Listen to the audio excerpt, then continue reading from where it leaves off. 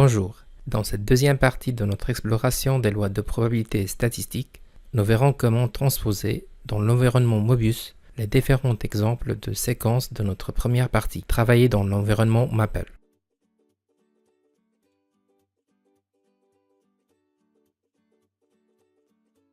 Dans cet exemple, la variable aléatoire binomiale de paramètres n égale 12 et p égale 0,25 sera explorée dans la zone algorithme à plusieurs niveaux.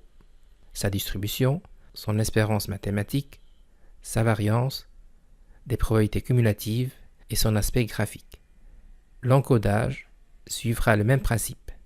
Les graphes seront appelés avec la commande plotMaple et les calculs, les valeurs numériques, avec Maple. MathML pour l'écriture mathématique. La zone texte de question nous permet de tester l'interface de l'étudiant. Prévisualiser la question nous confirme bien la réussite de notre test.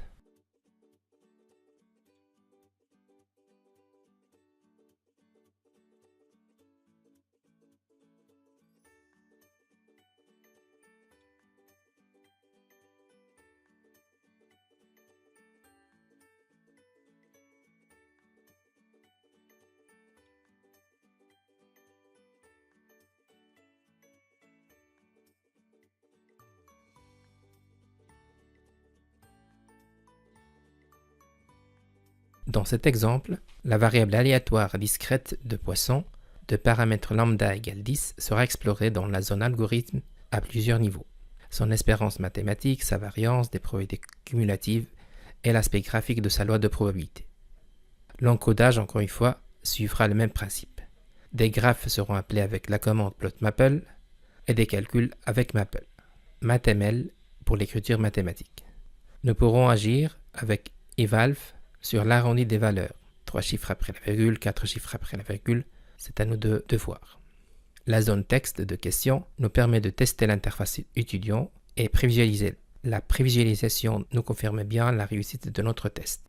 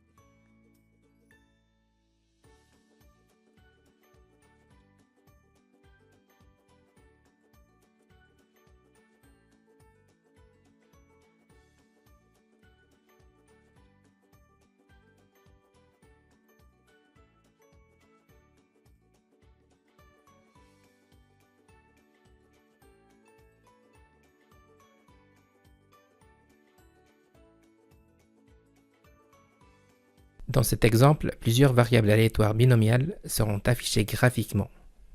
L'encodage, encore une fois, suivra le même principe. Tous les graphes seront appelés avec la commande plotMaple. La zone texte de question nous permet de tester l'interface étudiant. Prévisualiser la question nous montre bien la réussite de notre test. Dans cet exemple, la variable aléatoire contenue, normale, centrée réduite, sera explorée dans la zone algorithme à plusieurs niveaux. Sa fonction densité, des probabilités cumulatives avec une interprétation graphique, l'aire sur la courbe de fonction densité. L'encodage suivra le même principe. Tous les graphes seront appelés avec plotMaple et tous les calculs et commandes Maple seront appelés avec la commande Maple. MathML pour l'écriture mathématique. Encore une fois, la zone texte de question nous permet de tester l'interface étudiant. Prévisualiser la question nous confirme bien la réussite de notre test. Dans cet exemple, nous allons explorer le lien entre la variable aléatoire normale et la loi binomiale. Cette exploration sera faite d'une manière dynamique dans la zone algorithme. L'encodage suivra le même principe. Tous les graphes et animations seront appelés avec plotMaple et tous les calculs avec Maple. La zone texte de question nous permet de tester l'interface étudiant.